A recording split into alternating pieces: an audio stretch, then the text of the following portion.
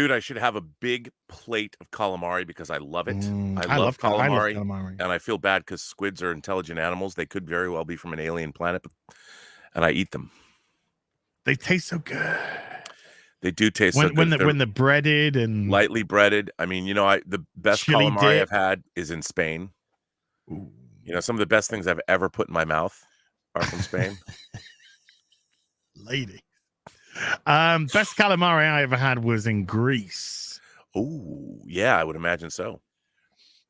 Freshly caught calamari, taken to the restaurants, cooked up, breaded, like a chili dip, chili sauce. Oh, gotta love it.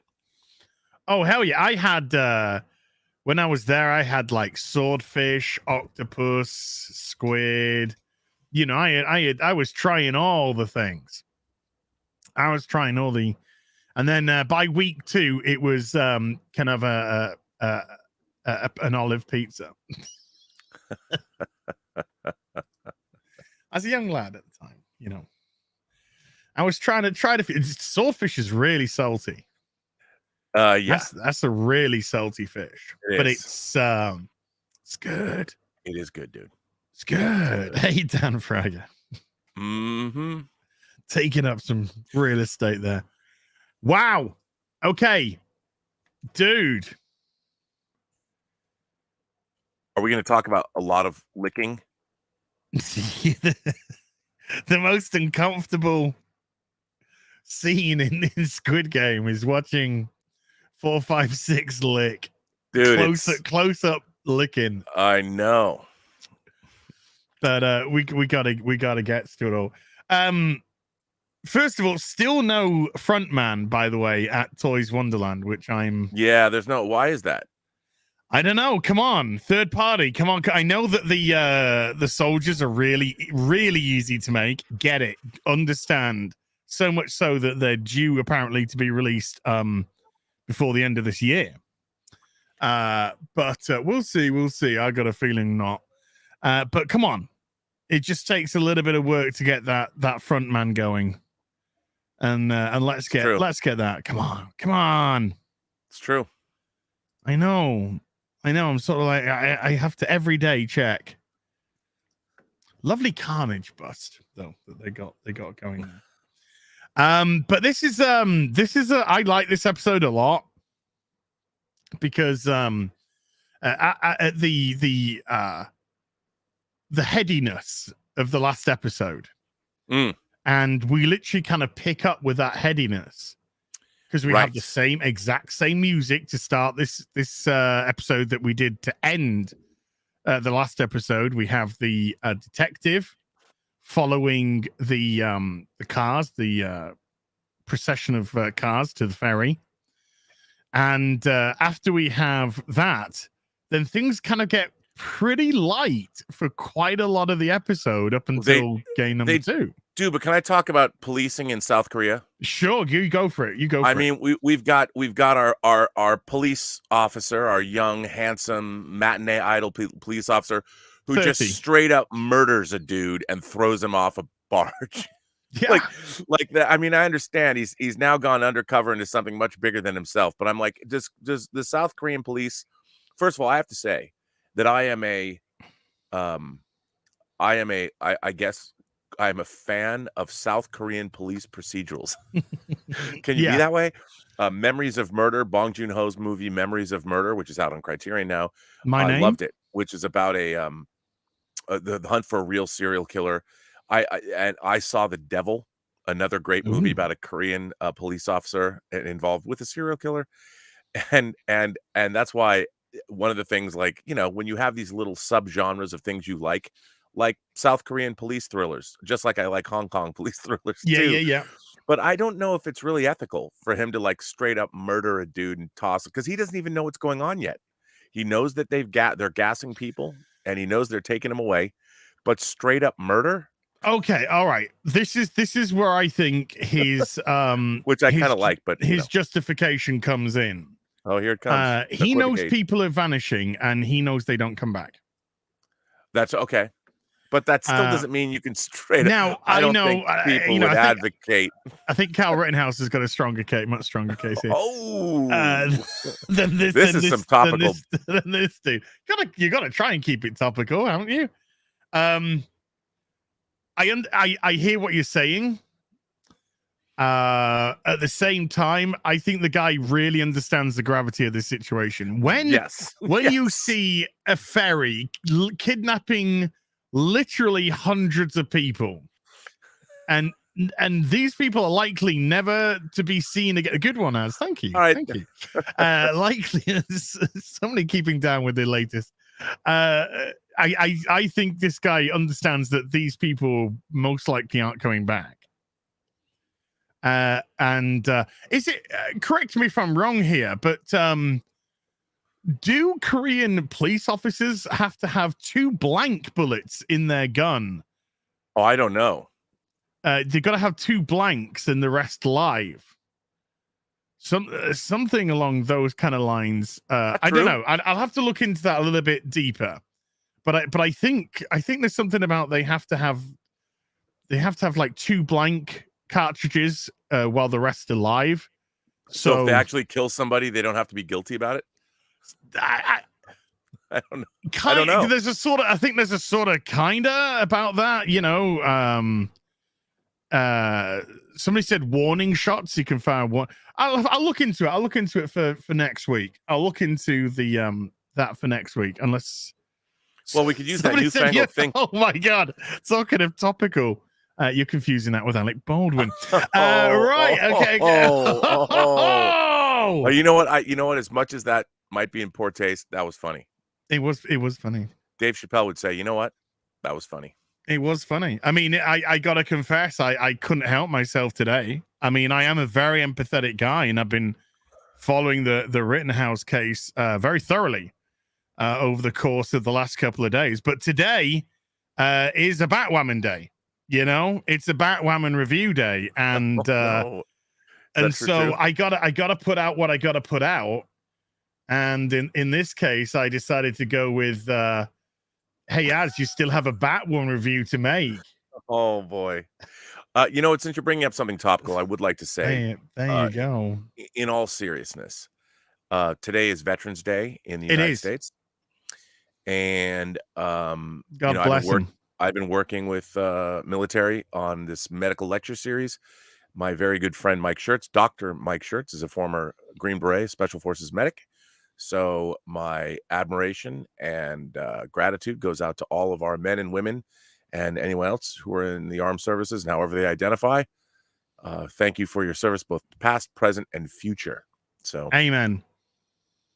Now that you've said that, can we quickly address the horrendous take from CNN? Oh, please. Who said it's Veterans Day? You know, let's all give some love to veterans for all they've done, and also to journalists who put themselves in the same position. Yeah, no. CNN, ladies and gentlemen. CNN.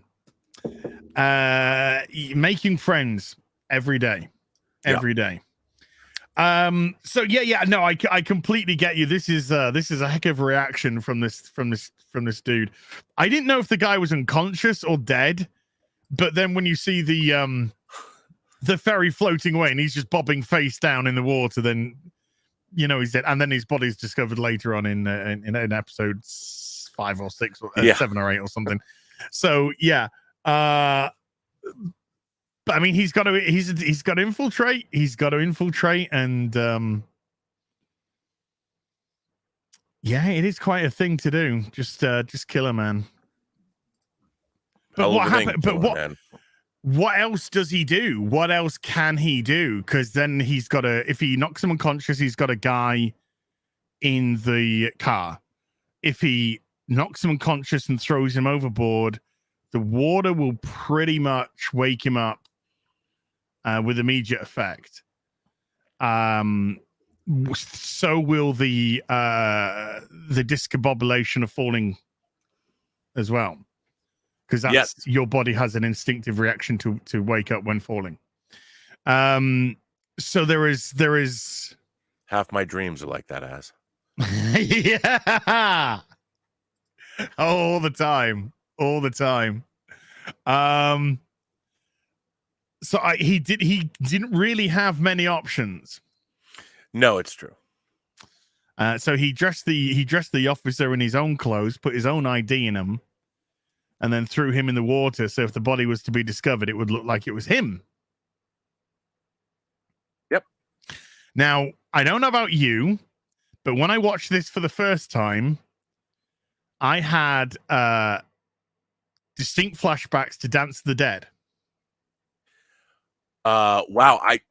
You know what? I wasn't thinking along those lines, but I know exactly why yes. Yep. I thought his own trick was going to come back to bite him. You know, you're here. Your body's here. Your ID's here. It's you. But, you know, they went down a different route. Apparently, somebody said they do have 2 blanks for warning shots, but they used to for warning shots, but they don't anymore. Okay, cool. Thank you. Quite interesting. Dance of the Dead being an episode of The Prisoner, folks, where number 6 does something similar. He finds a body that's been washed ashore. And he places some ID and some details of the village and all this on this body and pushes it back out in the hope that it will be found. But it's the village that find the body. They make some plastic surgery amendments, so it looks like the number 6. They put number 6's ID on him, and then they put it back out and say, now it just looks like you're dead. And your body, this will be found, and your body will be found, you know. So I did have a little bit of but there again, I do think this show, I would be massively surprised if the director, the writer, hasn't seen The Prisoner. It would shock me, because it does have quite a fair bit of sort of prisoner-esque imagery and whatnot. I thought Az said sequence, maybe. I don't know. Az just finished your Batwoman video. What the hell, man? Black Joker incoming. For real? Yeah. Does he paint his face white? I don't know, but I really hope so. Okay. I really hope so. Okay. But they are seriously hinting of Black Joker incoming. I see what they're doing there. I get it. Kind of. Okay. So yeah, all this is, and then we have a nice little sequence because we discover a couple of rules. We discover a rule as he's throwing the body of the guard that he's just killed over the side of the ferry, and they say, "Hey, what are you doing over there?" And he speaks and says, "Oh, I felt a little bit seasick." To which the supervisor pushes his way to the front and says, "Did you forget the rule? Not to speak unless your supervisor gives you permission." So he now knows a rule, which is to keep stum. And he also knows the difference of the hierarchy of the shapes Everyone on the faces. Yeah, because he's a circle. There is a triangle guard, and there is a square supervisor. Yep. So he does get the hierarchy. By the way, I love the fact that our cop, I love this character. I do. He's very smart. And yes. And what I really like about Squid Game is there's no of the characters that we're following, and I think this is one of the appeals of the show. No one is stupid. They might be misguided and like 4, 5, 6 in a bit of a rut, but no one is dumb. And I think 4, 5, 6 shows great ingenuity this episode. Yes, and I think that one of the great appeals of this show is the fact that it is very smart, and it treats the viewers, the audience, with great respect, unlike, say, some other formerly very intelligent science fiction franchises. Who don't even know their own roles on the show. Yeah. What am I doing? What's my rank? Wear blue. I kind of hang out in engineering. I'm a commander, but I don't know exactly what the hierarchy is. It's because, what have we said time and again about Star Trek Discovery? They have no clue about the chain of command. No clue. There is no. It's kind of like being at the Dolong Bridge in Apocalypse Now. Who's in command here? Well, ain't you? No. Yeah. There's a deep cut for you. People are like, wait, what? Apocalypse Now. How did that come into this? That, yeah. Our Who now? What now? Yeah. Sorry, but no, I mean, I do think that it's so Junho, that's our cop. Yeah. Smart dude, and Gi-hun. Well, he pays attention. He pays attention to what's going on, and in learning the rules, it allows himself to negotiate his way around places. And I was speaking with Mauler, and Mauler was like, "Oh, it's too coincidental." He does this. Yeah, sure. There's some coincidence that goes on, but you know what? There's coincidence in life. But one of the things that he did say though was like, oh, and he just gets to pick up the mask at the end, the supervised mask, and watching it today is like, oh, I can easily explain that one, no problem. So we'll get to that a little later on. So yeah, we see the people. There's 187 of the 201 that were surviving alive after the first game. 255 dead. 187. Hey George, how you doing? George. The George. The George. The author George. The author. The published or twice published author George. Yes. With his own channel. I've never spoken to you, but good to see you, sir. It's got a beautiful song. Sorry,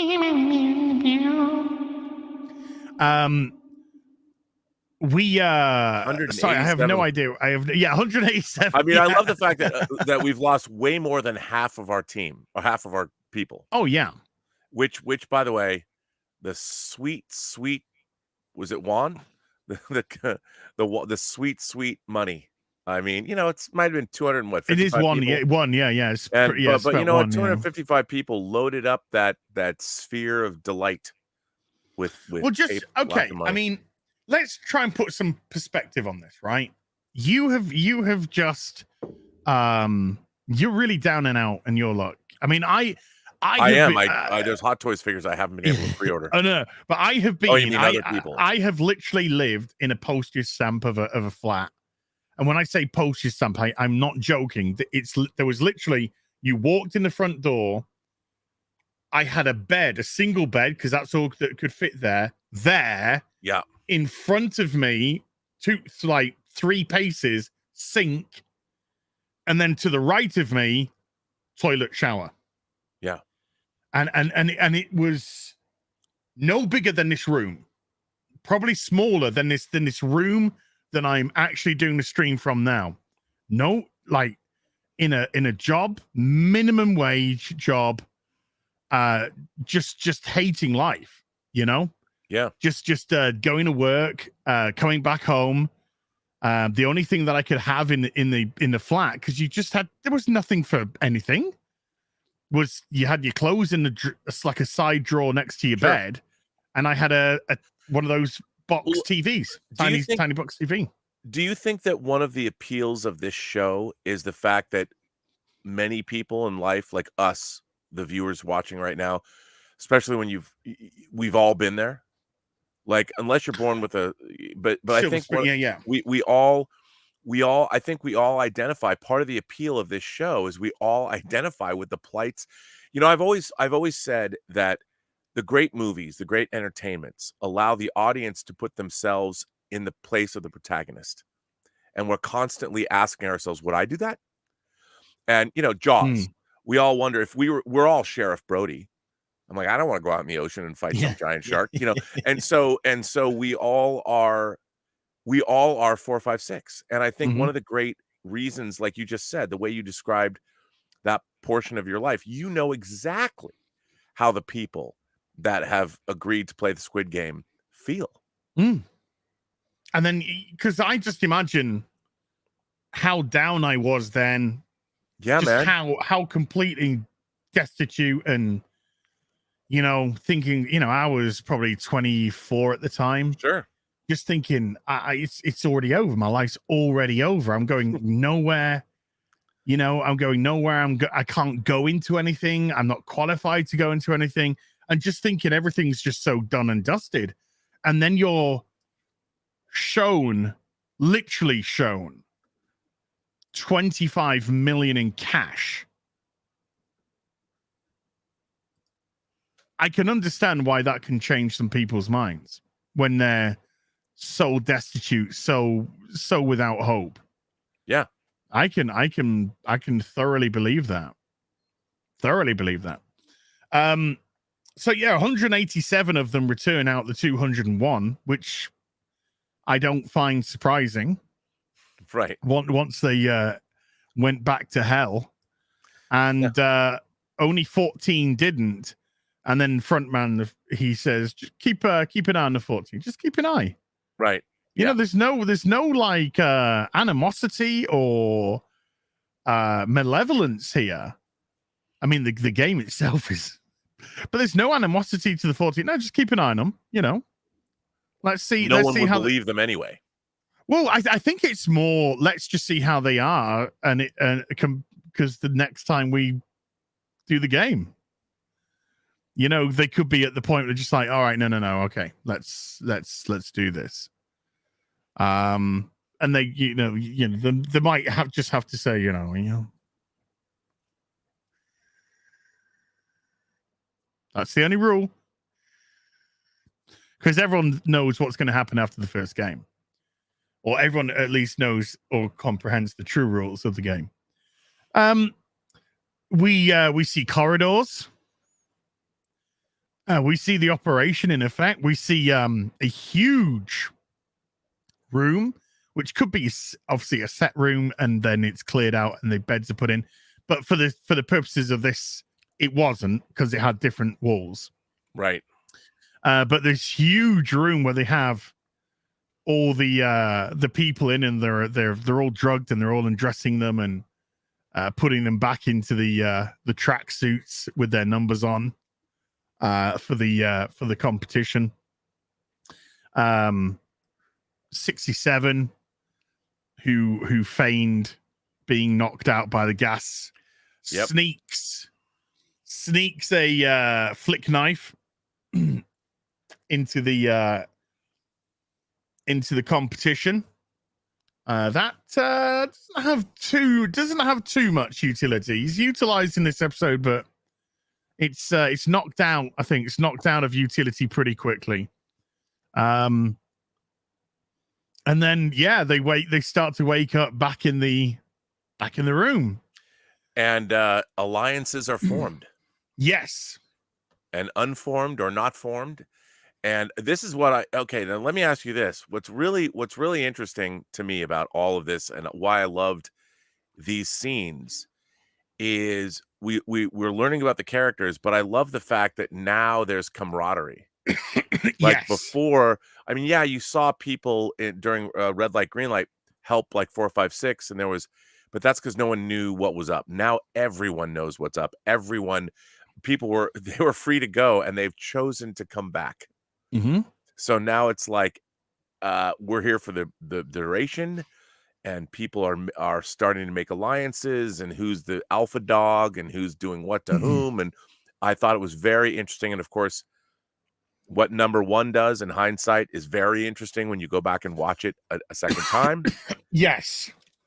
It's very clever. I mean, the show is, it's funny, as a lot of people have asked me, why are we, do we revere this show as much as The Prisoner? Mm-hmm. And I wouldn't say that, because we don't have the time. Yeah. We don't have history. It's not 50 years old or whatever. But I do think there's a reason this show has become a phenom around the world. It's not just here to us. It's around the world. It's cross-cultural. It really speaks to a lot of people, and there's a reason for that. And I think it's worth celebrating. And I feel that, now we're kind of into a traditional narrative structure, at least in this episode, where people are figuring out who's my team, who are the people I can rely on, and through that you have character development. And even though traditional narrative, I felt that they really, it was the time that it needed to happen.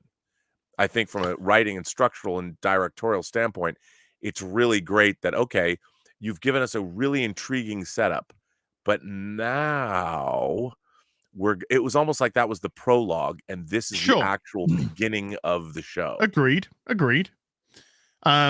They needed to know what was truly at stake. Yes.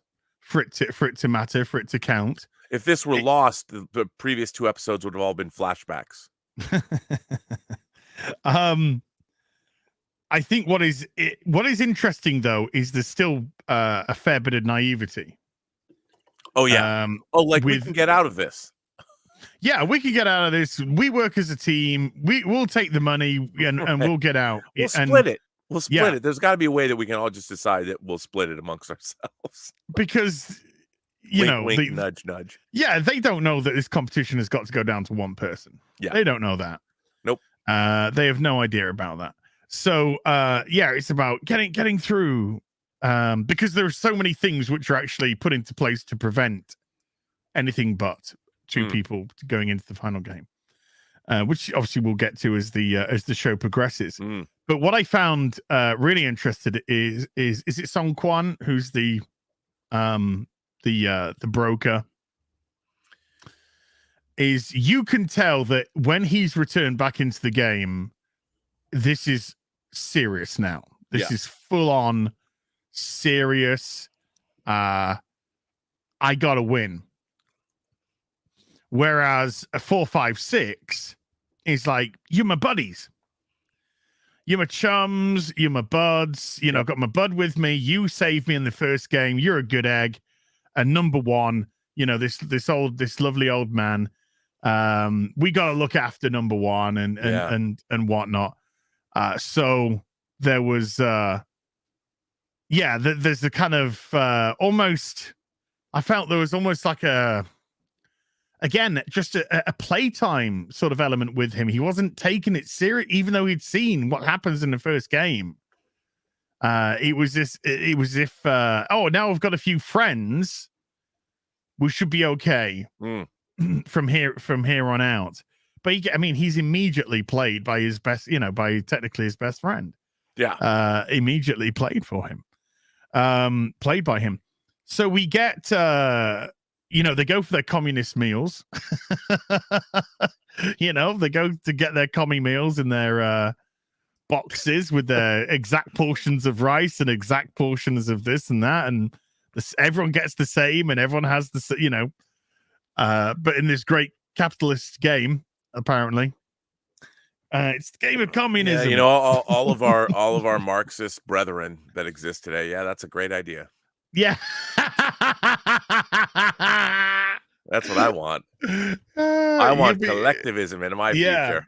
Yeah. It's okay, because the good news is when you're dumped into your grave, it will be a mass one. Yeah, it will. That's 255 people. It will be a mass grave, and you won't be alone. But I thought we would all be equal. There would all be true equity. Yeah, right. Equity. There is equity in death. There is equity. You all get the same bullet right to the face. Your mama and daddy can't identify you, so that's all right.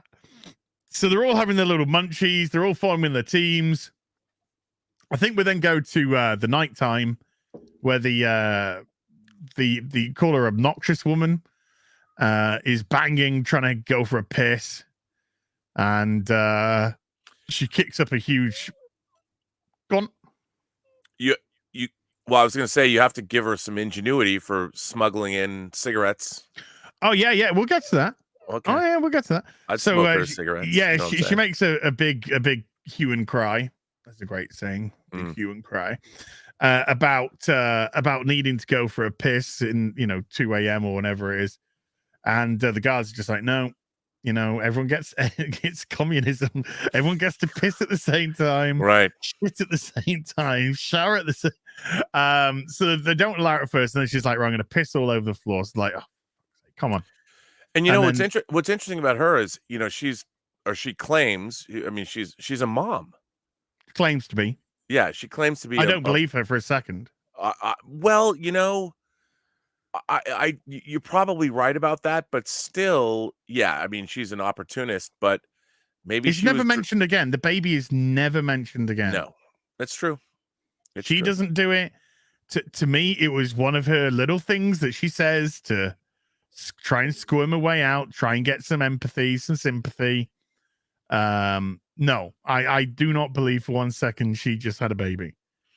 So she goes into the toilet, pulls out a condomed package from her foo-foo. Vagina! And by the way, you know what? I mean, kudos to her, more power to her. I mean, I think that's utilitarian and good on her. I'd smoke those cigarettes. Judging by the size, that wouldn't say much to never mind. And yeah, she's wrapped up a lighter and some cigarettes. Now the lighter will come back into play later. So she's she's a lot of smokers in this, by the way. Pretty much everybody smokes. Well, it's but in Asian countries, cigarettes are, it's a thing. People still smoke. I know. So she has a smoke, and the other woman's come in as well. The 67. Yeah. And she's just like bursting on her. She's like, because she's got the knife. And she's like, just sit there and keep smoking and pretend to have a shit. And she uses the knife to undo the nuts on the vent. But again, I gotta say that once again we're shown that she's smart. And both of these women are shown as being capable, intelligent, smart, able to commit subterfuge if they need to. So I find this from a writing perspective. You're with these characters. I like them because of their ingenuity. Yeah, I don't believe that for one moment she has a baby, but her character is actually a scallion. She's likable. Yeah, she's a scallion. That's and I think that's really important. Is they never portray anyone as, say, unlike in an episode of Star Trek Discovery, deserving to die. You like these characters. They might be characters that are distasteful, but you have to admire their gumption.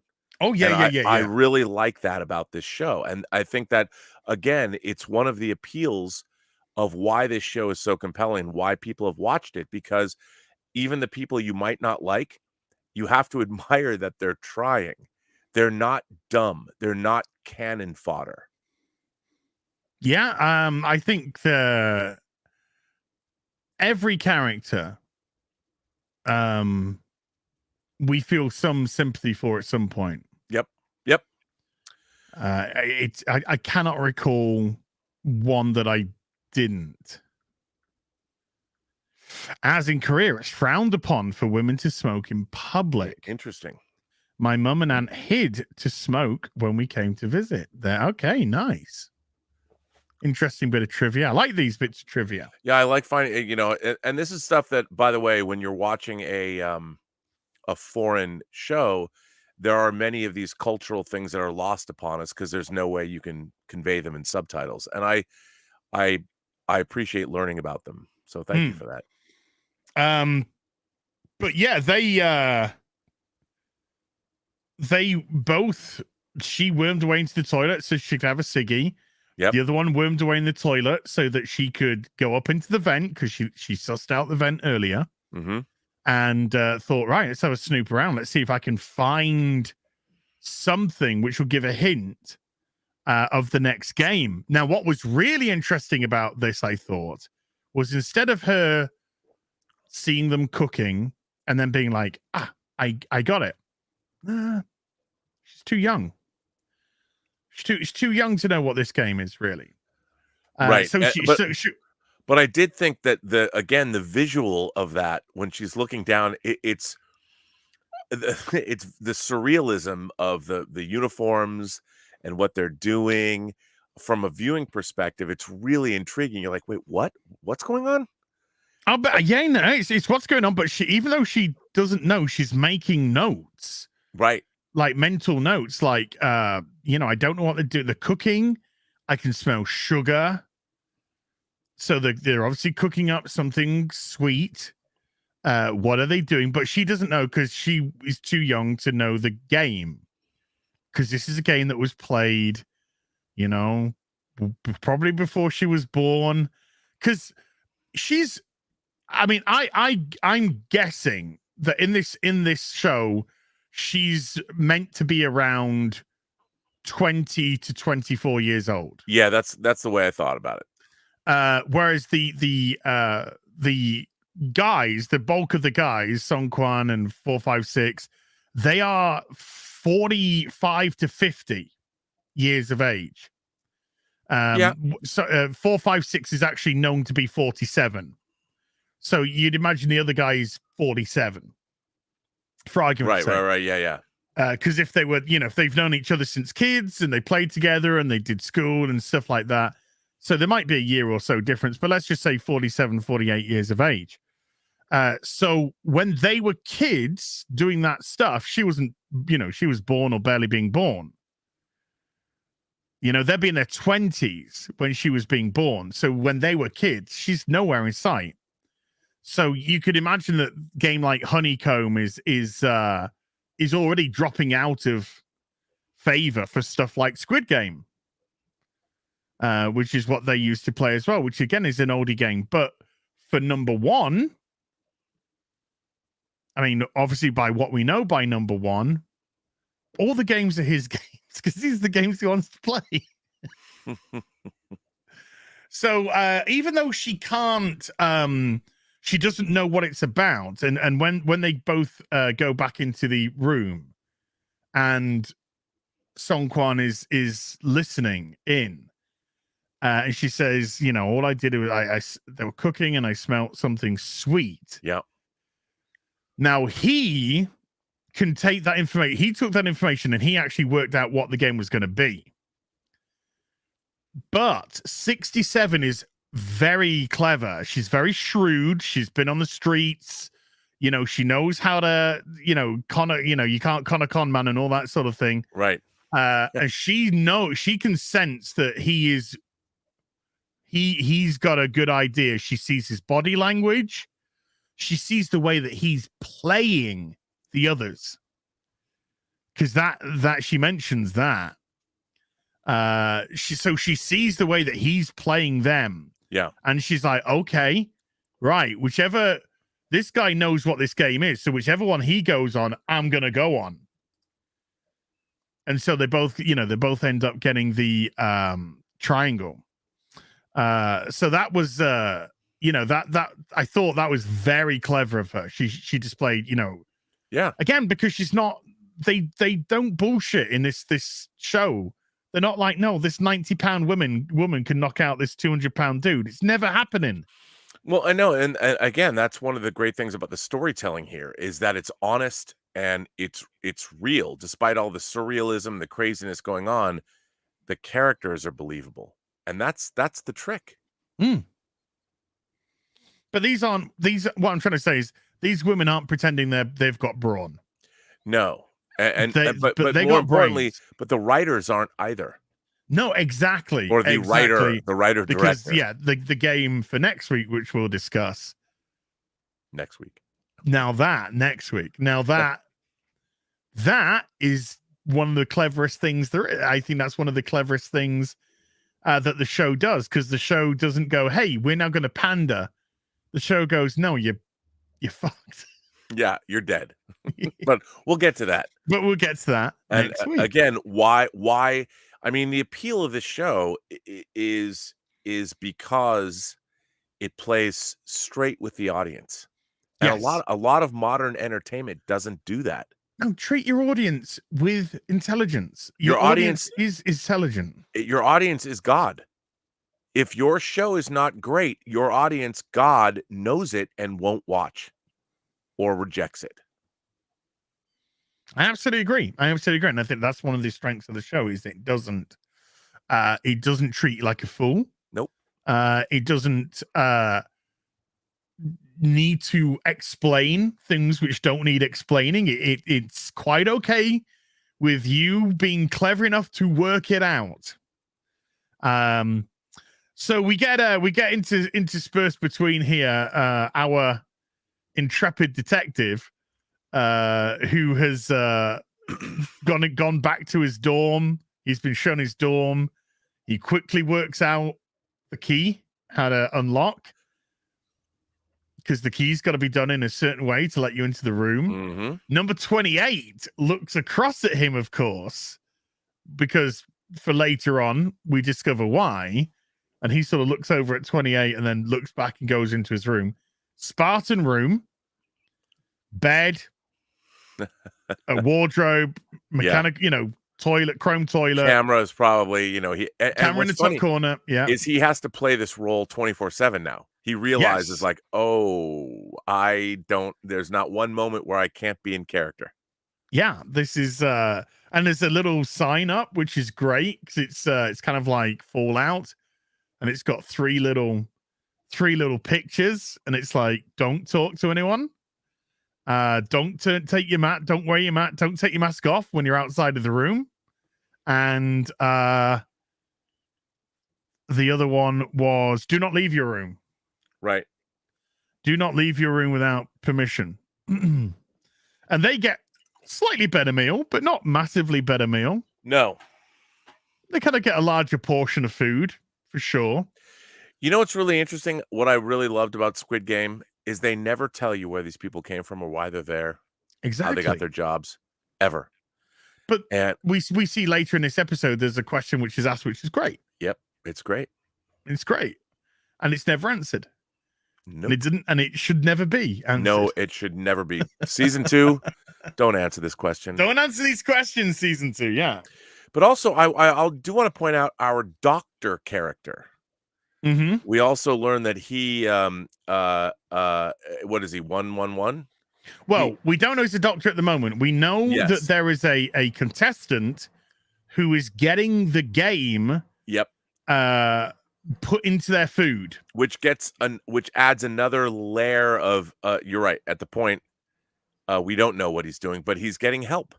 Yeah, we know there's somebody getting help from, which is like, that adds a whole nother layer to what's happening. Like, somebody's helping him. Why are they helping him? What does he have to offer? Find out next week.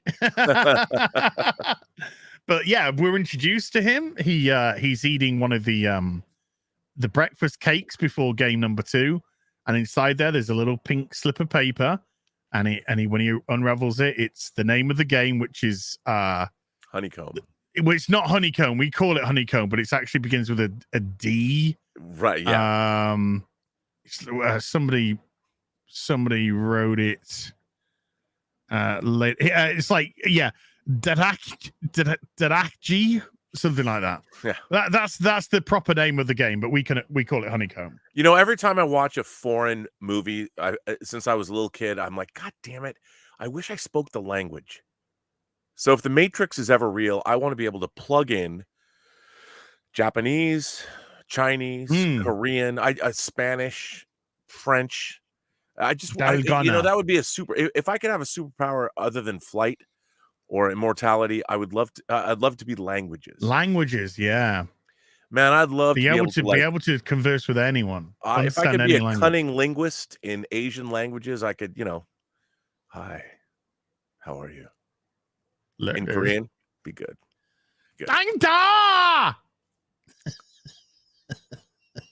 Might not have that same sophisticated. No, I mean, I wonder, can you be silky smooth like Barry White in Korean or Japanese? Can you be like, Barry White, save my life? Arigato. I mean, does that work or not? Because inflection's a big thing. I don't know.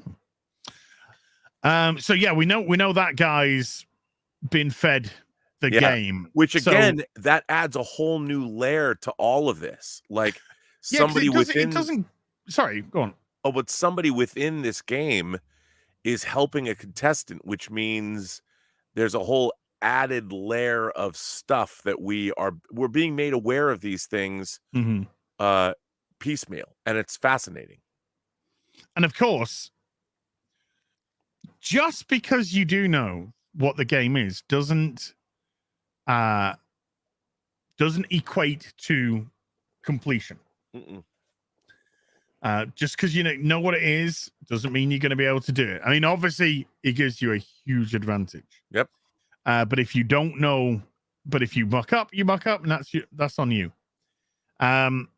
So we get the good morning. Game 2 is just about to begin. We're gonna go through the wonderful staircase, which was a legit set. An amazing set. A huge set which they built. And they all eventually end up coming out into a playground. And by the way, if you actually look at there's gifs of that, all that. If you look at that set, no one is walking in the same direction. You know, it's based on that M.C. Escher painting or drawing, and you look at that, you're like, it looks, when you look at it at first, it looks like everybody's going on a circle up to go out. Nope. If you actually look at it, they're going nowhere. It's amazing. It's very good. It's very clever, and it's great. It's just great imagery as well. It's just great imagery. So they end up coming out into a playground. It's a smaller than the first battleground, I guess you can call it, because that's technically what it is. And it's got swings, and it's got slides, and it's got all kind of all the kind of stuff that you expect to find in a kid's playground. On the walls, just like in the walls of the main room, if you look carefully, there's all the games. All the games are there, drawn on the walls. Yep. The game is you have these different symbols: circle, triangle, star, umbrella, and hence the name of the episode, "The Man with the Umbrella." Now, Song Kwan works out when he gets there, it all starts to fall into place. We're in a playground, kids game. Sweet smell, they're cooking something. He looks on the wall, he sees the shapes, and he works it out when he was a kid. It's honeycomb. We're going to be playing honeycomb. And 456 says, "Hey, should we stick together or split up?" And this is where one of our heroes starts to fall. And he says, "We should split up." Because he knows that the harder the shape, the more difficult it is going to be to complete. You're dead. You're out of the game. He's closer to winning. And his motivations are absolutely clear to us and to 67, but not to anyone else. They are still in trust mode. We're friends. We're a unit. We're a team. So so they say, yeah, okay, pick a shape. Ali picks the circle because it reminds me of this. Ali's a fucking retard. It reminds him of the moon in his village or whatever it says. And then we get Sung Kwan picking the triangle because that's the easiest one. Then we get the old man picking the star. And which leaves 456 with the umbrella. Now, as they're just about to go, as they're just going to their respective shapes, he has a quick moment of morality where he's just like, 456. He's like, yeah. And then he comes back down to earth and realizes what's at stake here, and then just says, never mind. Never mind. You go to the umbrella, mate. And that was great. Now, let me ask you this. When you were watching this for the first time, did you think to yourself that maybe the umbrella is a bad idea? Well, I had no idea what was coming. I had legitimately no idea what was coming. I had no idea either. I didn't know the game. I had no idea, but still, an umbrella. But I thought, due to the fact that he's clearly getting screwed here, this is probably not the best move. Yeah. And I did. My brain did say this is the most complex shape, so this could either be a blessing or a curse.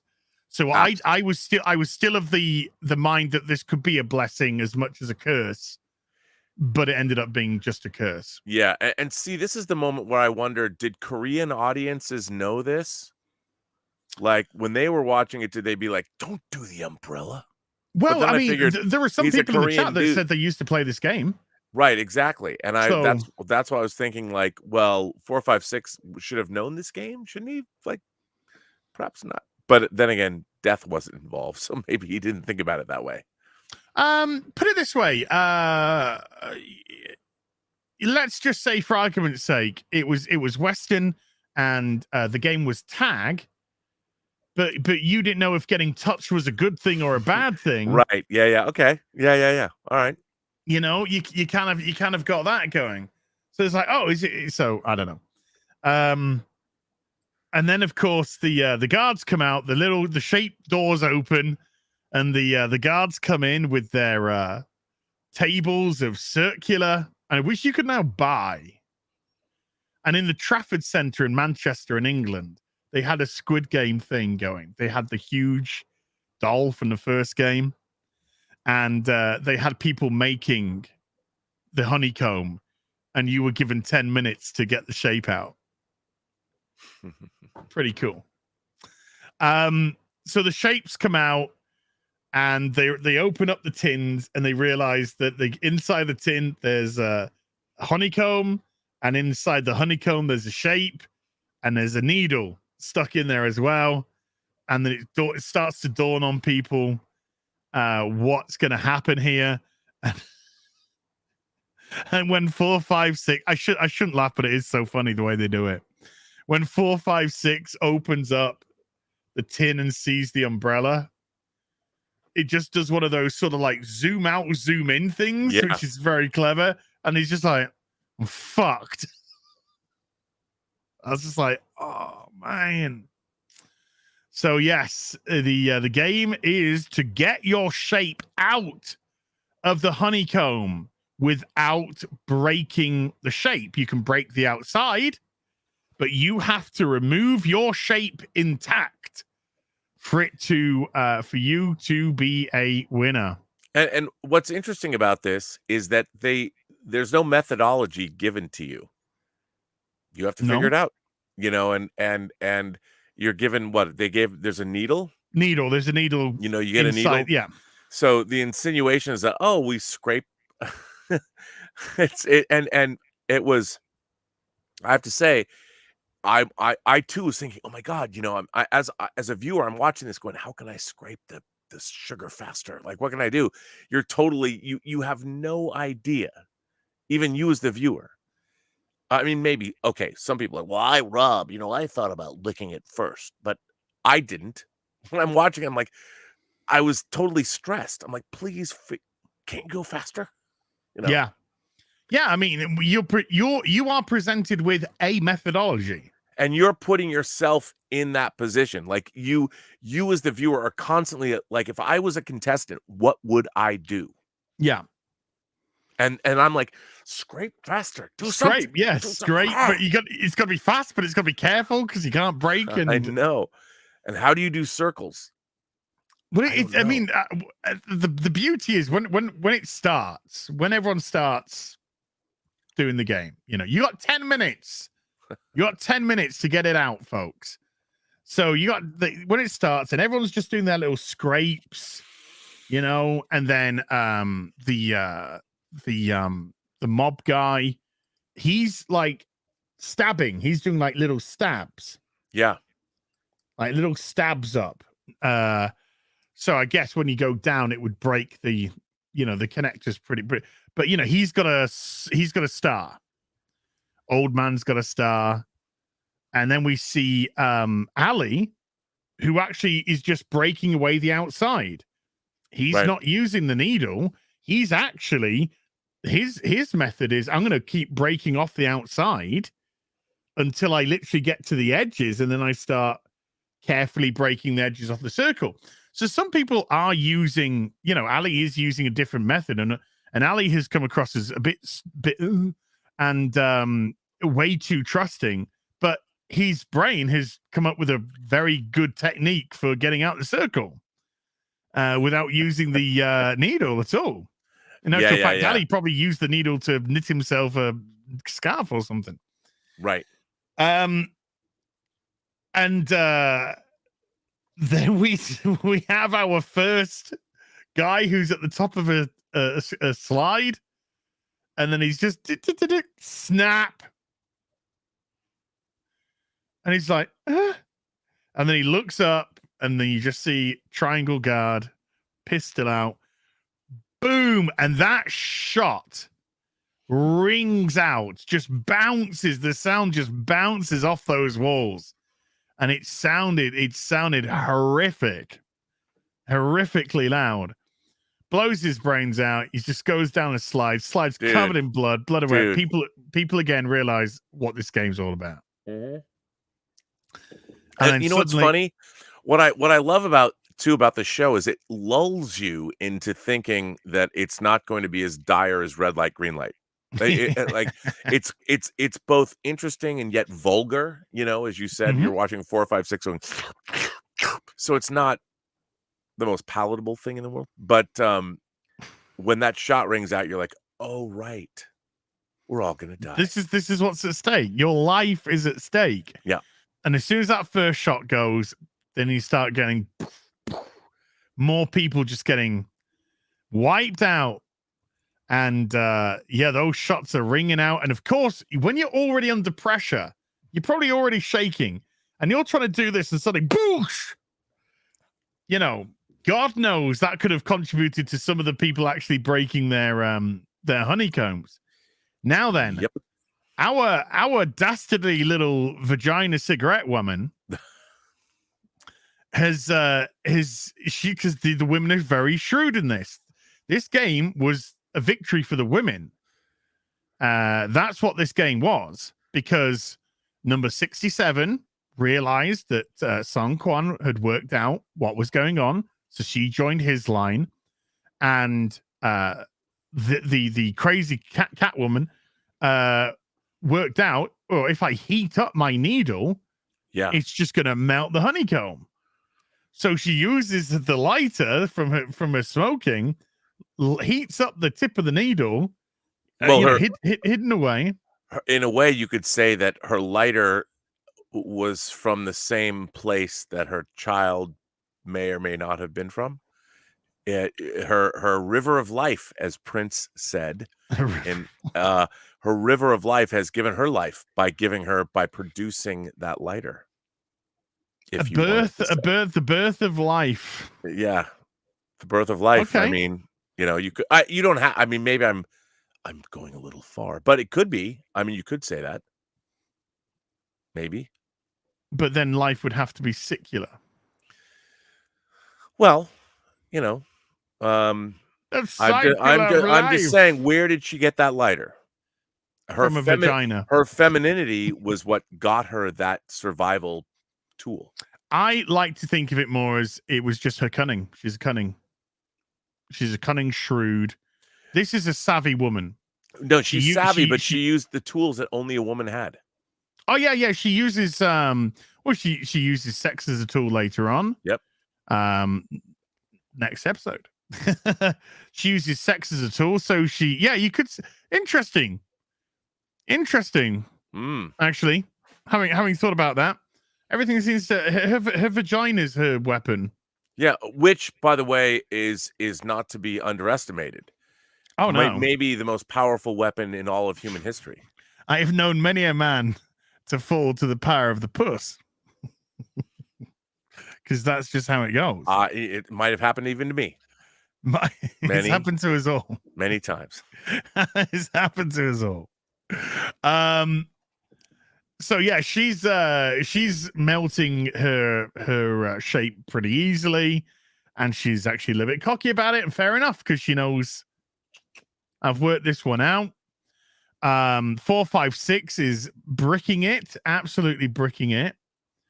The old man, number 1, has got a star, and he's going at a pace. I mean, he's a slow pace, but he's like got a smile on his face, and he's enjoying it. It's funny, at the end of Battle Royale, Kawada said he always wanted to work out the mystery of Keiko's smile. And he said, and then just before he dies, he says, I worked it out, you know, she was happy for me. The smile was for me, for surviving. And it's great. It's a great, powerful moment with Cowder. And this was kind of like the opposite because no, I mean, it's a great moment, but it's an opposite one because it's just like, now that we know the things that we know, right? Sure. From finishing it, you know, the number one's just having a time of his fucking life here. Oh no, yes, he's just loving this. He's just enjoying his sweets. He's enjoying playing the games that he used to play as a kid. Oh man, I remember playing Honeycomb. This is great. This is awesome. Don't worry about it. You'll be fine. You'll be fine, dude. So yeah, we you know, Song Kwan finishes the triangle pretty quickly, leaves, looks guilt-ridden, guilty as hell, can barely muster a look over at 456. 67 the same, because she followed suit. When Vagina Woman, when she leaves for completing, and when she shows the guard, she shows him the star, nice and cocky, and then as soon as the thing says, you know, 199 complete, whatever, right, just goes and eats the star. But when she goes past the mobster, she drops the lighter for him, and he's sort of panicking. He's, you know, not doing so good. And then she he looks at her and she goes like, so but she's not doing it because she likes him per se. She's doing it because she wants his protection. Yeah, I mean, she's not stupid. Again, all of the characters, I mean, even though she plays it all crazy, she, like you said, she's very cunning. She knows what's going on. And, you know, the whole thing, even though you're playing the Squid Game is not just about the actual games inside. The Squid Game is life. We're all playing the Squid Game as all of us. Every day. Every single day. And the funny thing is, we're all going to die. We're just not going to get gunned down in a faux apart from me, playground. Well, the way things are going, you never know. The funny thing is, dude, I've often thought we should license Squid Game and do it for real. Make people sign in and go, hey, you know, I wonder if there was a real Squid Game, a real one with you'll die. I'll bet you could fill that game up. I have no doubt it would be filled up. Yep. I'd have no doubt there would be volunteers enough to do it. And it would be the most horrific thing to ever happen to mankind. Would it? Yes. Would it? Yes. I mean, when you think about it, I mean, I think that's what's so horrifying about this show. We have allegedly evolved as a species. Are you talking about it from an anonymous perspective? Because I thought you were talking about it from if we did literally did a television show called Squid Game. I think a television show. I make it worldwide. And why limit it to Korea? We make Squid Game real. This would be the worst thing to ever happen to mankind. We license it. We broadcast it. You know, tonight's game. No, that would be the worst thing that's ever happened to the human race. Oh, of course it would be. Or would it? Yes, it evolution? would. Is that evolution? No, yes, it would, Robert. It would be the worst thing to ever happen to the human race. I would hope so. I would hope so. No, as a human being, if that was like happening for entertainment purposes, well, remember, it's not like you know, people love visiting the Colosseum in Rome, and we have evolved as a species, allegedly. Have we? Have we though? Have we though? I don't know. I mean, I think there's blood sport in other things now. That doesn't necessarily involve fatalities. But I think this. I think the sad thing is you would get plenty of volunteers. No, I agree. And I think, again, that's one of the appeals of this show, because the entire time as an audience, we're asking ourselves, would I play that? And if I was playing it, how would I react? How would I respond? I don't even, do you know something, right? I see the games that have been played. And, I think red light, green light probably could have got through that. Yeah. Honeycomb. I mean, if I picked the triangle, yeah, I might, I might buy a thing to have a crack to see how good it would have done. But let's just say, let's give me the benefit and go on a triangle. You get through in 10 minutes. Okay.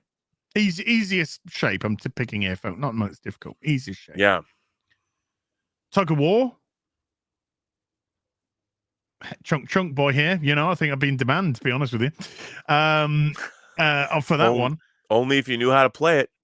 Only if you I've done plenty I've plenty of tug of war of my time.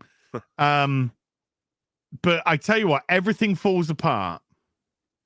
Everything falls apart when I see the glass bridge.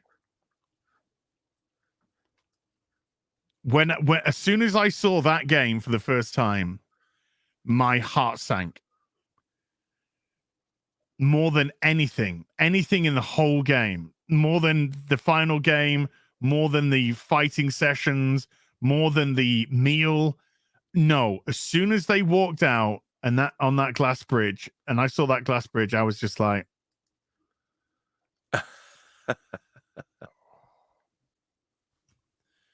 my heart just went. That is just the I mean, the great, I mean, I think one of the great, I mean, we're jumping ahead, I know, but just one thing, just when that guy is he's just like working it out, and it's just like, I got a 1 in 37,000, and then he just laughs. So he just goes boing, boing, boing, boing, boing. Yeah, okay, we'll carry it. We'll move back. We'll move back to where we are. So yeah, she drops the lighter, so the mobster picks it up. He's like, awesome. So he uses the lighter to complete his game. Time is running out. There's 3 minutes left, and 456 is nowhere near getting his umbrella out. People are getting killed left, right, and center. And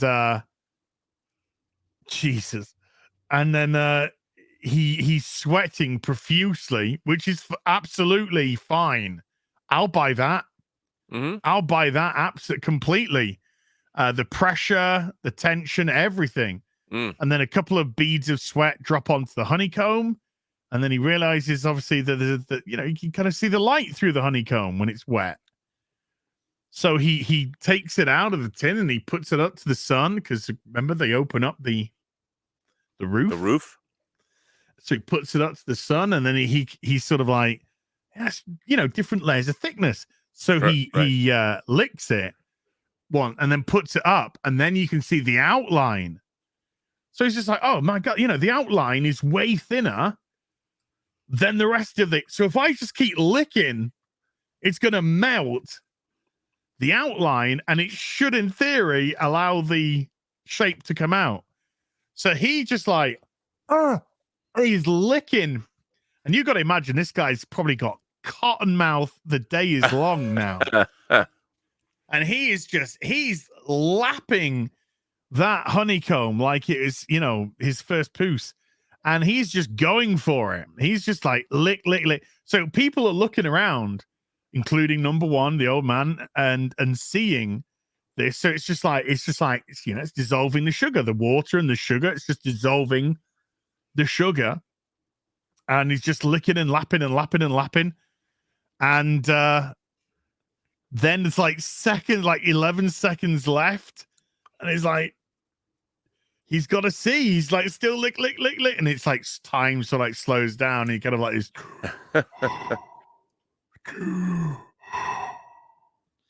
And so he's got to take it because it's now or nothing. And he just pushes the umbrella out of the honeycomb.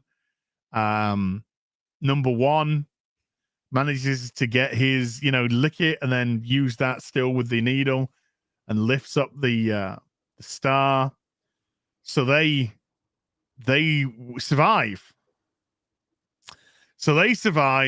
Time's up. The people who can show the guards a completion are let out, and all that's left is the people who have either not shown a guard yet, or have oh dear. So there's a guy who's like hovering over his stuff, and the guard's like, "Show me, move," and the guy like moves back, and he's got a broken stem on his umbrella. And then the guard raises the gun and he jumps the guard and he sticks the needle in. I don't know if maybe his eye, maybe around the eye, it's, wherever. Sticks the needle in the guard, grabs the handgun, shoots the supervisor in the arm, grabs him, takes him hostage. All the triangles like line up in front of him with the MP5s. Yep. And he's just like, this is what are we doing? This is insane. This is crazy. And then he asked the supervisor to show himself. So the supervisor. Oh, by the way, one bit of information that I did miss that is actually very important. During the shooting of all the contestants. Sorry, I mean during the game. But it was during the point where a lot of the contestants were getting shot. Yeah. Our intrepid detective wanders in with his circle. Yes, mask, he does. And then the supervisor approaches him and says, "Number 29, what are you doing here? What's your designation? What's your role?" And then he keeps quiet. And then this triangle, the supervisor, the square says, "Your role is to collect the bodies. The game is still in play." So he's like, "Oh, sorry, I'll sorry, I kind of forgot myself for a bit." And he's like, I was confused. I was confused, yeah. He's like, "Well, see me at the end of the game and I'll unconfuse you." So he gets like kicked out until the end of the game. So that's the supervisor that's been taken hostage. So the contestant asked the supervisor to take his mask off and stuff, and we see it for the first time. One of the supervisors pulls down his hood, takes the mask off, pulls back the balaclava, turns around, and it's like a 19-year-old boy. Yeah, he's like a kid. And when that happens, there's a lot of questions that arise from that. How does somebody? Yeah, I mean, how does somebody so young get involved? Were they like? Elizabeth would always say, "I bet those are former players of the game." And I'm like, "Nah, I don't know about that. Like, where did he come from?" And by the way, this is not a question that's ever answered. No, it's not. He's very young, and I think that's clearly done on purpose. Yep. Because if it was like a middle-aged man, it would be like so. Right. But the youth of the guy, the youth of the person asks these questions. It also adds to the fact that somebody so young would stand by. Oh, well, so yeah. Well, I mean, this is a supervisor. This isn't just a triangle or a circle. No, and this evoked images of child soldiers, in Africa or in Central America or in Mexico, whatever, people that have been co-opted by cartels or they've been dehumanized. It's horrifying. That reveal to me was really, I was terrified by that. Well, my favorite bit of the reveal was his expression never changes. He doesn't say anything. He doesn't do anything. He just stands there and looks at the man. Quite not aggressively, but just like staring at the man. There's no sort of like, "Oh my God, I've been revealed." He's just like quiet. And then the guy's just like, "This is crazy. You're a kid. He said, this whole thing's crazy." And then just blows his head off. Now, of course, Frontman as soon as the guy took the guy's gun, Frontman left the control room and started to come down to the game itself. And then, oh, wait. Something really brilliant happens actually before then. when he asked the guy to reveal himself, and the guy reveals himself, and he's just like, what? All the other guards turn, every second triangle turns and mows down every remaining contestant. Yeah. Every contestant that was still there that's dead, you know, that failed, mows them all down. Which was just great. Now, yeah, he knew he was dead, and he decided he'd rather take his own life than be taken by them. But you know, he was. I just love the way that you know, the enlightenment that hit him way too late. What am I doing here? This is insanity. That's a kid. This is crazy. You bang. Goodbye, cruel world. And then the frontman comes in, and again well, yeah, I unless I double back again, unless you're referring, of course, to the supervisor knew he was dead. I absolutely agree. I do agree. I do believe as soon as the supervisor, you know, he's got no expression, he knows he's dead as well.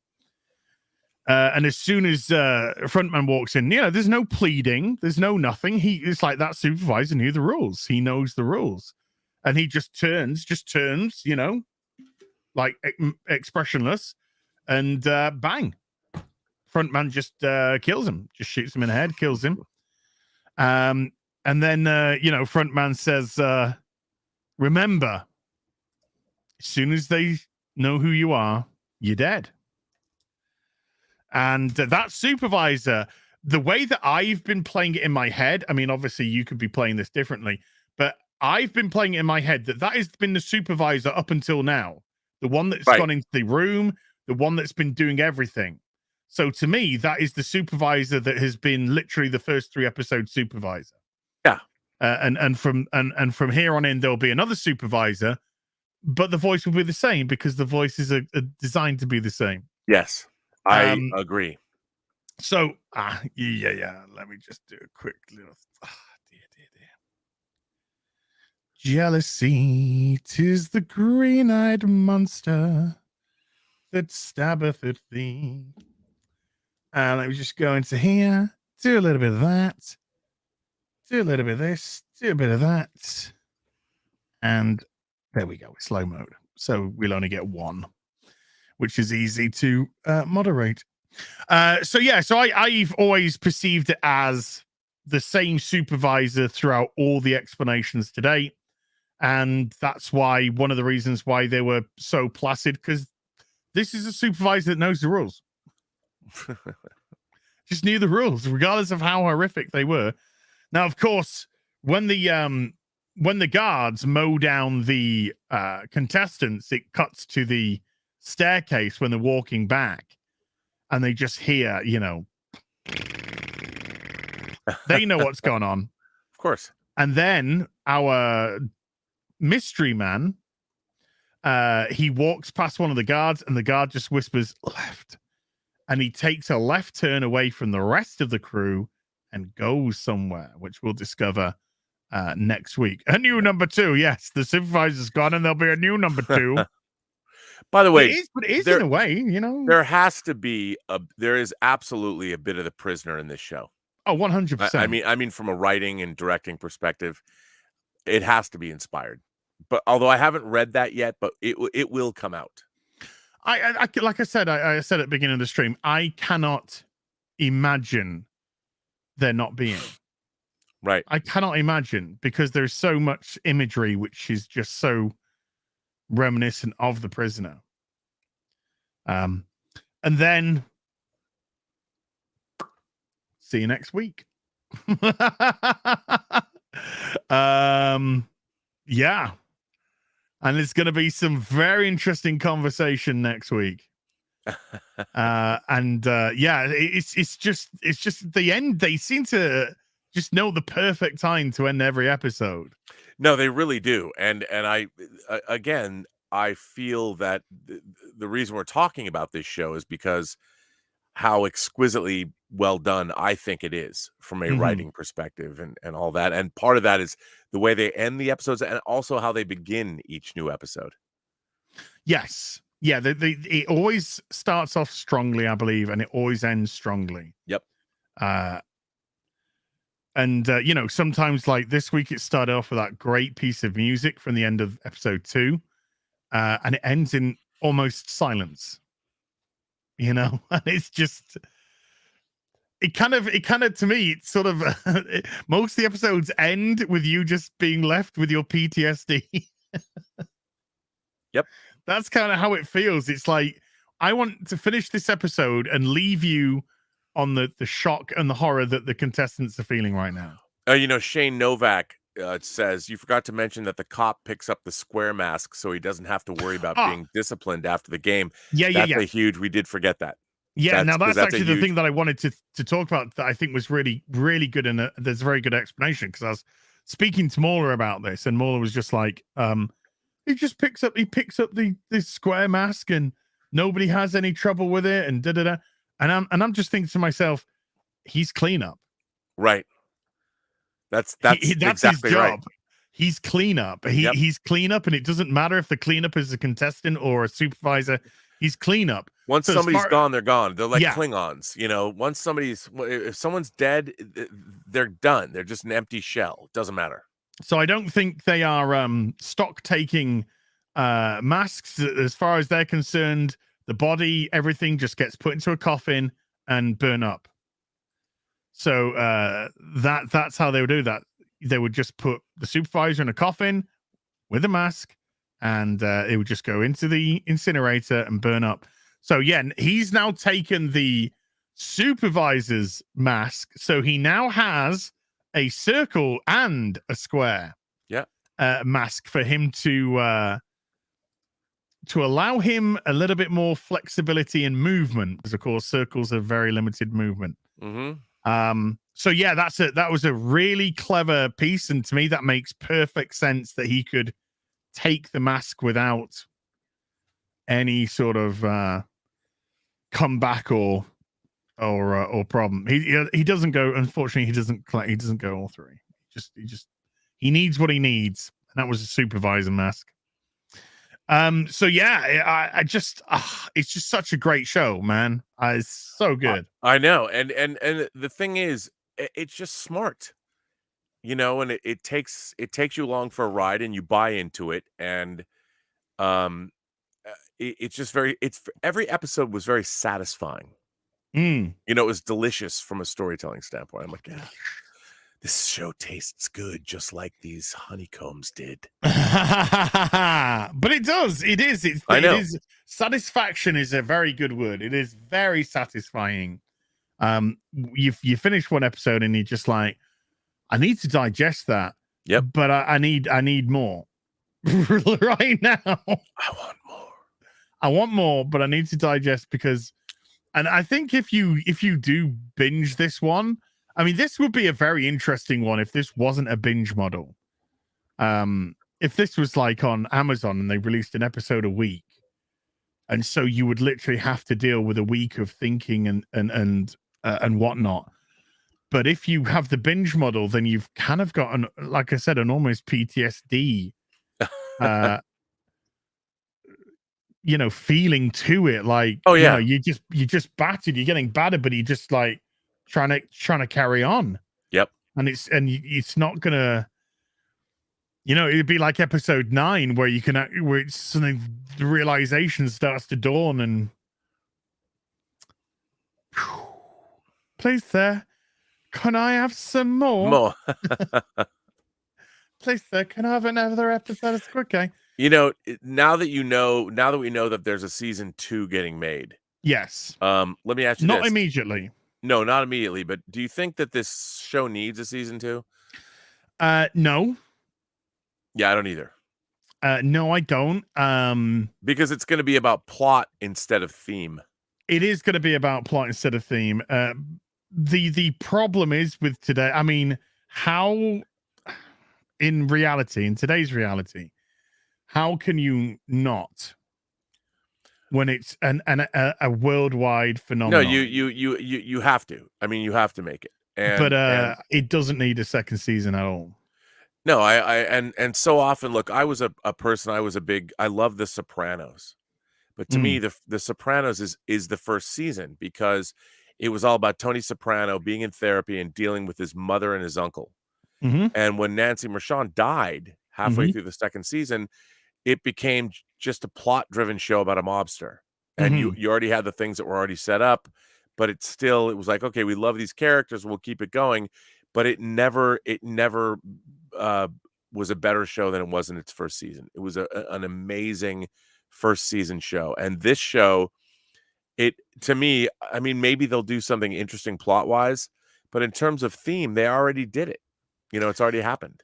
And I am glad though that he said there is no rush for this. Right. I have the story in my head, but the story's got to come out, and it's about 4, 5, 6 giving back to the world.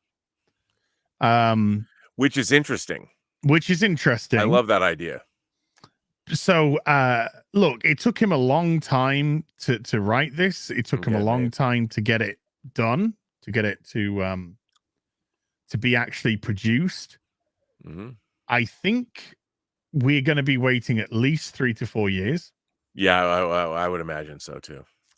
For a second season, and maybe that's a decent amount of time to allow the separation of church and state.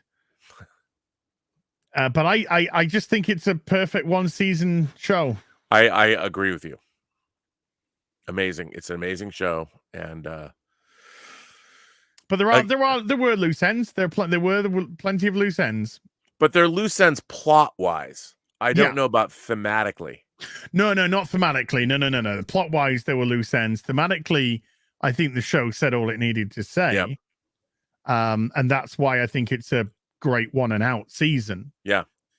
Even the ending, which I won't say because I know I know there are some people here who are watching that haven't finished it yet. Even the ending, which people can take one way, I don't. I just take it as a human decision. So to speak. Yeah. And look, I mean, I think the show ended. A lot of people talk about, oh, they didn't like the ending. I love the ending. I'm like, I thought the ending was great. I thought it was great. And they should have just left it there. But they can't. Obviously, there's too much money involved. But again, maybe the writer, like you says, giving back to the world's very different. I would be very interested if he didn't go back to the game. Well, like in the Hunger Games, like I read the first Hunger Games. I'm like, that was really good. I enjoyed it. And then, of course, it became a series. Hunger game. And when you Catching Fire, to me, I'm like, okay, but I understand now it became a thing about the plot and the characters. It became melodrama as opposed to something that was really interesting. And that's how I felt about the first book. I mean, the first book, I think I read because Stephen King reviewed it in Entertainment Weekly. So I picked it up and read it. I'm like, oh, this is good. It's an amalgamation of things like Battle Royale or the Most Dangerous Game, or even Stephen King's The Running Man, his novel as Richard Bachman. But then beyond that, it never took the concept anywhere else. The one book was fine. It's like Battle Royale. The first Battle Royale is just an incredible piece of cinema. The second, not so much. No. It kind of it shows that when you have thematically said what you needed to say, you can't thematically say it again. No, and they tried to do that. They tried to make it, but it doesn't work. I mean, the Battle Royale 2 is not. It's not about Battle Royale 1. It's not even in the same universe in terms of what it's trying to say. Yeah, it's completely and utterly different, and I feel that you can't have Squid Game without Squid Game. Right, exactly. I think. But then the problem is that dynamic. I mean, you can overthrow the but I just who cares? I don't mean this. I don't mean this in an elitist way. I don't mean this in a patronizing way. But I do think that people who watch this on a very superficial level would just be like, oh, this was just a great show about a dude surviving death games.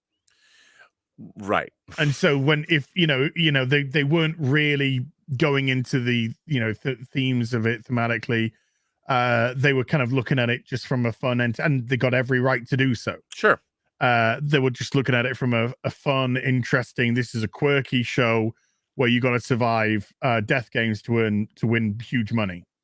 And so if a second one came along and it didn't provide people with that, it didn't provide them at least the Squid Game element of it, or the death game element of it. Squid Game is a specific game. Let's just be honest. Then I don't know, but I think you're paddling upstream regardless of who you're trying to please for season 2. I mean, it's the very funny thing about modern entertainment. The very reason it became successful is the very reason why it's so difficult to duplicate. It was unique. And even though it was an amalgamation of other things that we had, it was a visionary. It was something that was brought to us by an auteur, a writer director. It took 10 years for it to get made. And now it's successful. Everyone thinks, oh, we'll just make another one. But it's not it don't work like that. By the way, somebody in the chat, Kitty Bear, said that it's still number 4 in the Netherlands in their Netflix charts.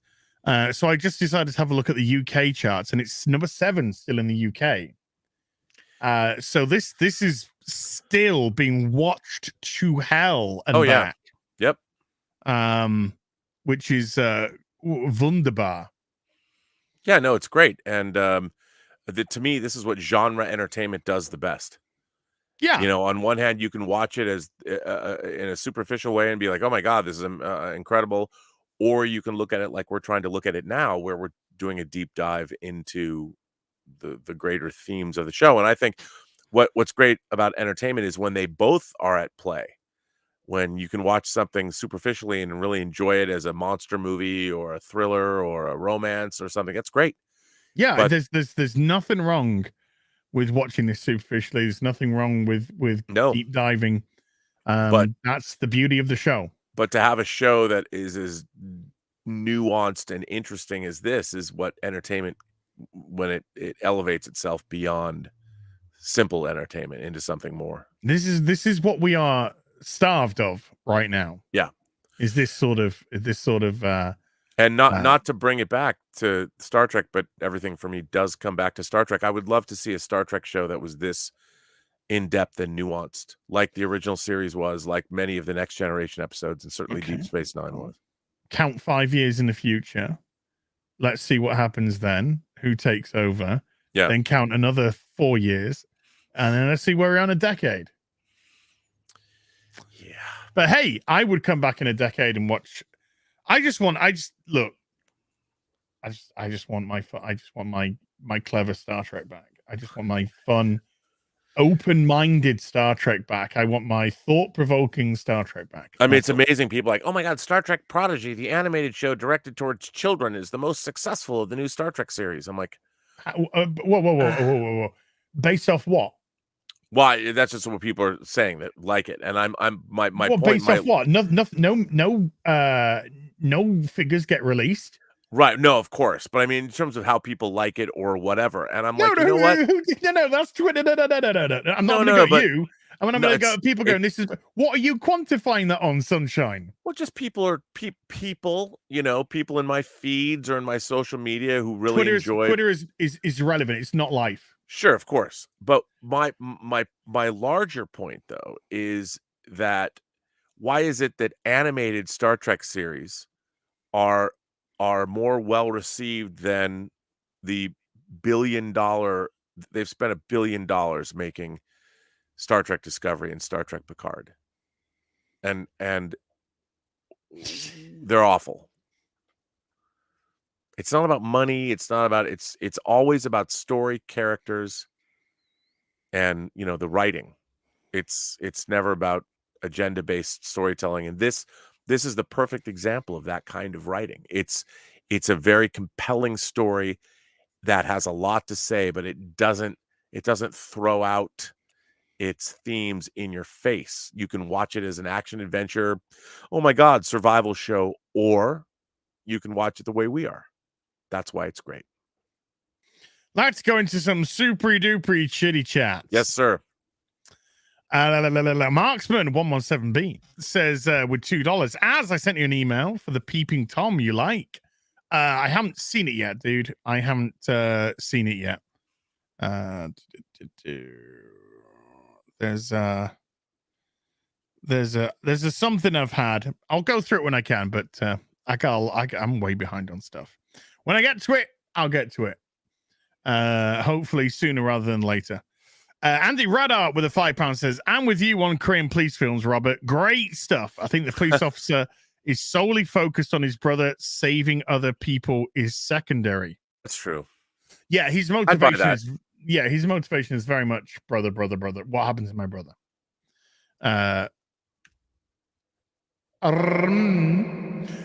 With a $5 says, hi, Az and Robert, Hot Dog Diamond. Loving this review of Squid Game. For all the veterans out there, thank you for your service. Amen. Andy Radard again with a £5 says, evening, gents. Shouldn't that have been on the first one? It's weird. Okay. I struggle to understand why Sang-woo betrays his allies so early on. It helps define his character, but seems an odd decision. I got a lot to say about that, but we got to get to the right point. Yeah, yes, and I do too, actually. Because he is way more of a complex character than just somebody who's betraying friends. Yes, 100%. There's a lot more going on here, and I've got lots to say about Sang-woo. But we need the right episode, which is probably going to be episode 9. 8 or 9, but probably 9. Yeah, I'd say episode 9. Yeah. I'd say episode 9. So I know you're going to have a bit of a wait for that one, but I think he has one of the most. He's one of the most interesting characters in the show, and one of the most complex characters in the show. And it's not like I can't shout my wad, but it's not as simple as that. It's not even as close as simple as that. There's a lot at play here. George Molo. I'm gonna blame Gary to the end of my days for Moloing us.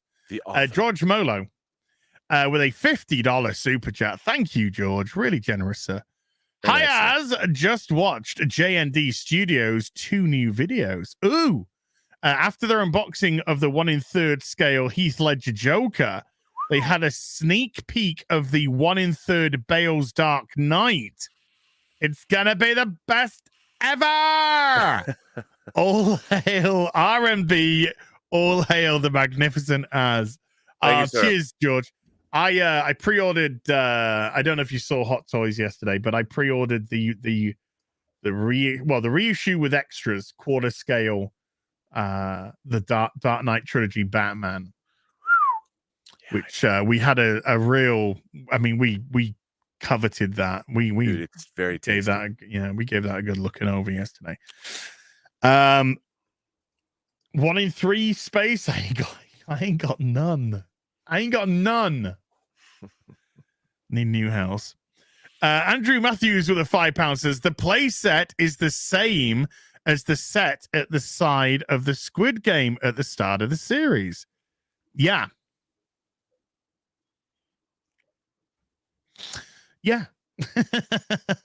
Aitken with an 8 Australian says RMB. I think that's why there's a kind of wish for a zombie apocalypse. Think a lot of people have lost their ability to survive as a society.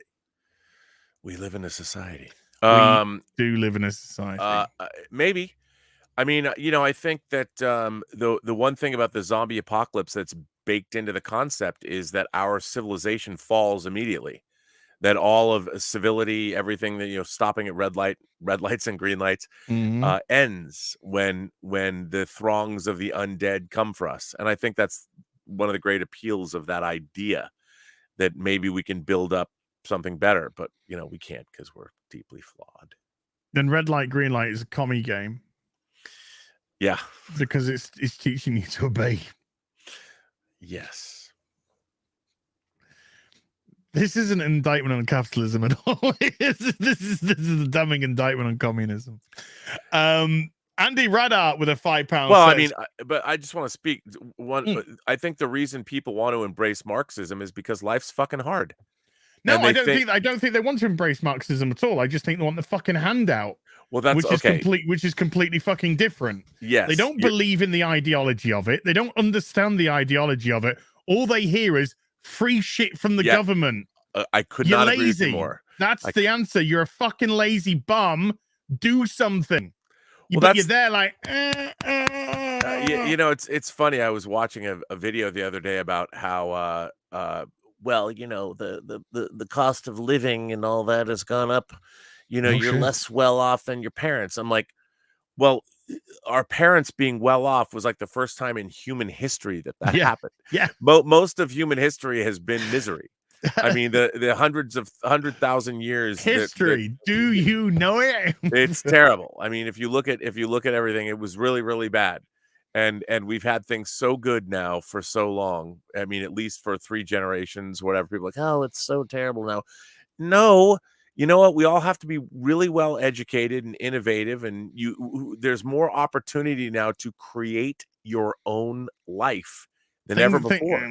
Yeah, things are so terrible, said the person who slunk down in front of his television set, put on his Xbox, played his online video game, who then went to the movies afterwards and just came back and went, I'm bored. And then streamed on Twitch and got $100,000 in super chats or whatever. I mean, it's like, how hard can it be? And I think that what's really interesting is I thought our first response to our first episode, when we were talking about 456 being a loser, there was a lot of response. People going, he wasn't a loser. And I'm like, no, he was a loser. Yeah, because the situation he was in, he created, you know, and he continued to create it, which to my mind, that defines what a loser is.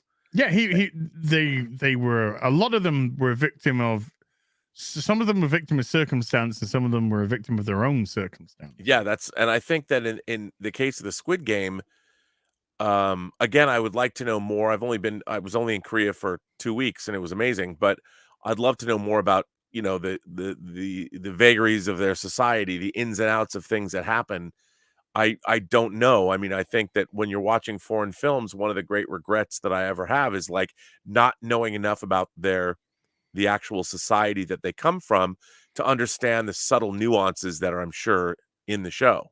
Just because how would you know if you're not Korean? And somebody actually sent me a really interesting email. I forgot to read it. I was going to read it.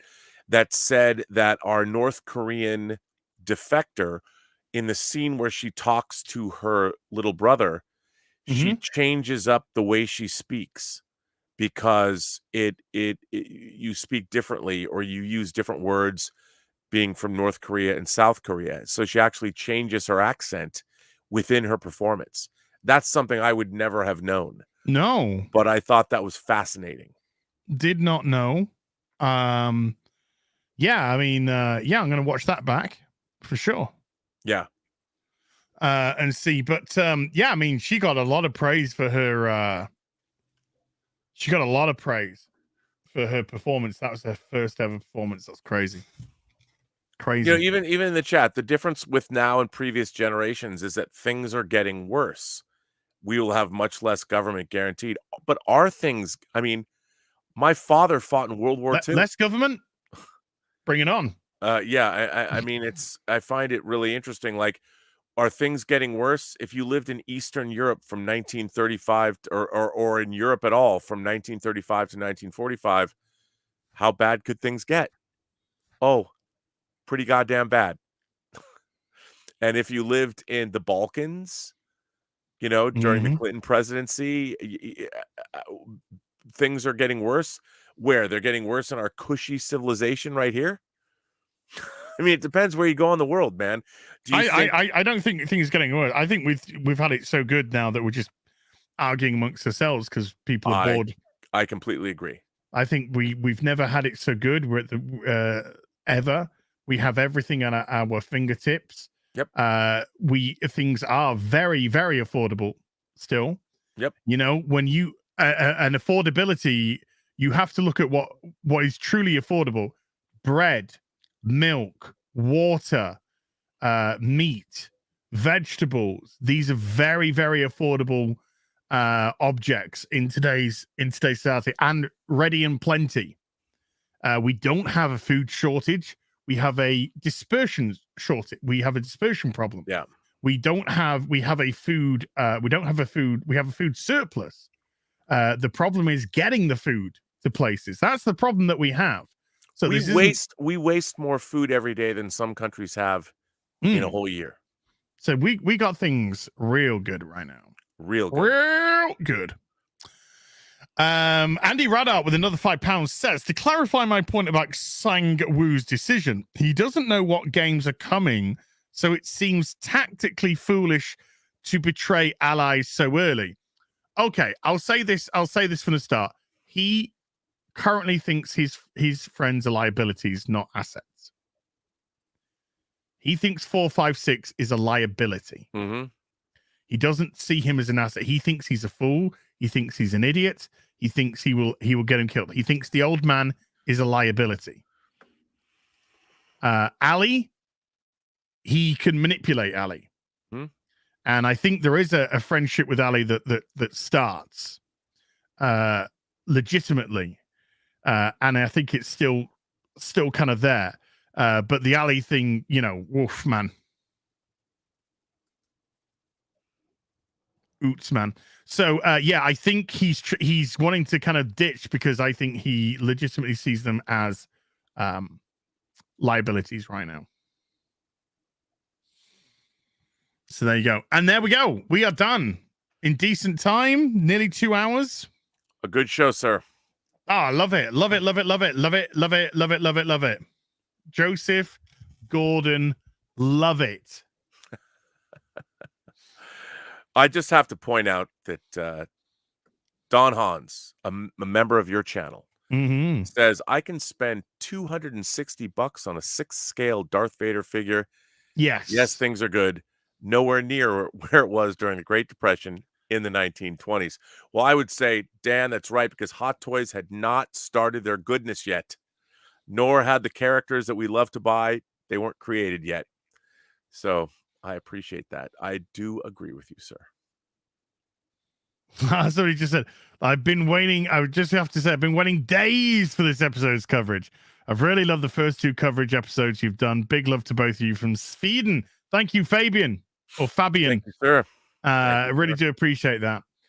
Well, next week, we'll be over on Robert's channel for Fully Articulated on the Wednesday. And then on the Thursday, the Calamari Boys will be back with episode 4. And I would like to... Oh, go ahead. Yeah, go on. I just want to give a shout out to Mr. Jason Spriggs, Mr. Raygun online, for once again doing our great graphics as he did during the Prisoner shows. I mean, he gives us the overall graphic and then the graphic for in the show. So thank you, Jason Spriggs. Yes. Yeah, I mean, he's the guy that did our Prisoner stuff, and this these are amazing. The thumbnail for this is different to this as well. So, there's plenty of cool things to look at. We got looking at 456 Lick an Umbrella. Even the color is the honeycomb color.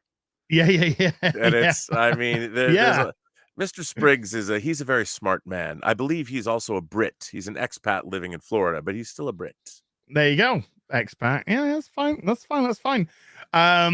Yeah. So it's gonna be good times. So if you're watching this week by week, your homework, of course, will be episode 4. If you've watched it all and you just want to come for the discussion, I would love to have you there. Looking forward to that. Thank you. I don't know if any mods were here, but I just thank you in case they were. And a big thank you to Dan. No, that's not Dan. That's a Ricky Dawson for becoming a member of the channel as well. So everyone who turned up today and watched, thank you so much. This is just a fun thing to do, and I love doing it.